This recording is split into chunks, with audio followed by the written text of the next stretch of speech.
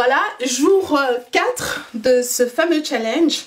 Le challenge parlez-nous, présentez-nous des romans qui vous ont influencé. Moi j'ai décidé de le faire en vidéo, en vous lisant un extrait chaque jour d'un roman qui m'a marqué. Aujourd'hui on parle de Remember Ruben de Mongabeti avec cette fois-ci une édition publiée au...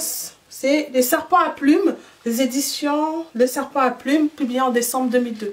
Mongabeti, si vous ne savez pas qui c'est, je ne sais pas si vous allez bien voir. C'est le monsieur là. Voilà. Il est grand, hein. Bon, je devais le montrer parce que je l'aime bien. Voilà, le temps que ce truc se pose. Et c'est parti pour la lecture de l'extrait de l'Incipit, page 20. Combien de fois depuis n'avons-nous pas tenté, chacun de son côté ou tous ensemble, de ressusciter cet instant où l'enfant se présenta à nous pour la première fois, de reconstituer ses gestes, la sérénité effrayante de son visage, sinon ses propos, puisque même lorsque plus tard il eut consenti à se laisser apprivoiser, il demeura encore longtemps muré dans le silence. Bondissant avec prestesse, l'enfant s'est retrouvé sur la chaussée. Le voici devant un gamba, déchiquetant toujours ses oranges avec le même appétit, s'abstenant de répondre aux invectives de l'orateur.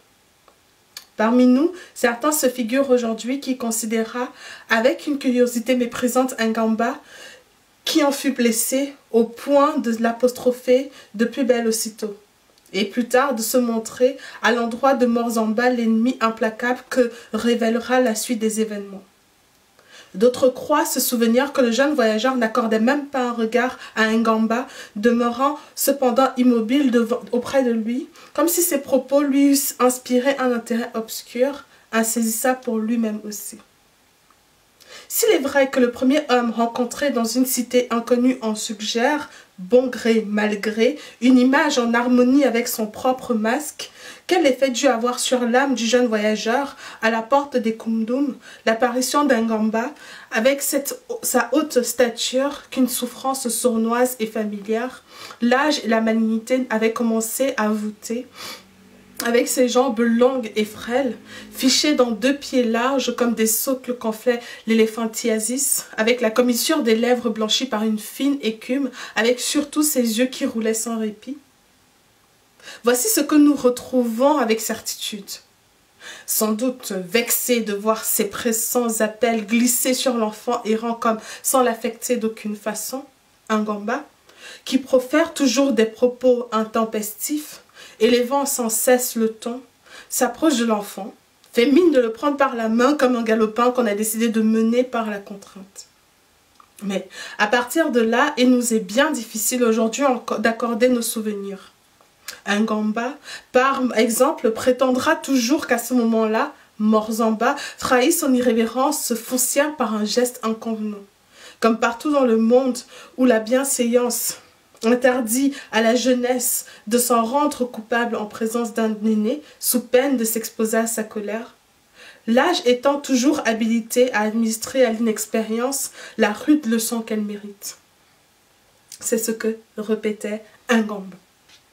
Quoi qu'il en soit, l'esclandre avait fini par réveiller les habitants de la cité, surtout dans la partie qui touchait à la route où, entendant les éclats et reconnaissant les intonations de la voix d'un gamba, les gens crurent à une grave altercation et que leurs parents étaient peut-être en danger. Ils se précipitèrent alors, prêts à lui prêter main forte.